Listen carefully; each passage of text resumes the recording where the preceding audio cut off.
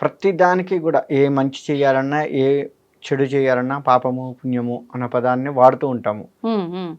స్వర్గము, నరకము. అవును. ఈ పాపము, పుణ్యానికి, స్వర్గానికి, నరకానికి సంబంధం ఉంది ఉమ్, ఉమ్.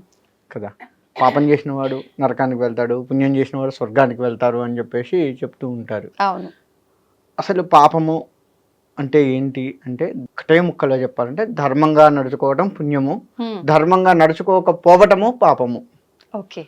ఒక్క ముక్కలో చెప్పండి. ఉమ్. అయితే మరి ధర్మము అంటే ధర్మాలు చాలా రకాలు ఉన్నాయి. మళ్ళీ తల్లిదండ్రులతో ఉండే ధర్మం వేరు, భార్యాభర్తలతో ఉండే ధర్మం వేరు, కొడుకులు కూతుర్లతో ఉండే ధర్మం వేరు, స్నేహితులతో ఉండే ధర్మం వేరు, చుట్టరికాలతో ఉండే ధర్మం వేరు. ఇట్లా రకరకాల ధర్మాలు ఉన్నాయి. ఏ ధర్మానికి ఆ ధర్మాన్ని మనం న్యాయం చేయాలి. ఉమ్. తల్లిదండ్రులను తీసుకుందాం, వాళ్ళు బ్రతికుండగా వాళ్ళతో చక్కగా వాళ్ళ సంభాషణ, వాళ్ళతో చేసే సంభాషణ కూడా చక్కగా ఉండాలి. ఉమ్, ఉమ్. వాళ్ళని గౌరవిస్తూ ఉండాలి. వాళ్ళకి ఏ లోటు లేకుండా చూసుకుంటూ ఉండాలి. గతించిన తర్వాత కూడా వాళ్ళకి చేయవలసినవి చేయాలి. ఇది తల్లిదండ్రులతో చేయవలసిన ధర్మ మార్గము. అవును.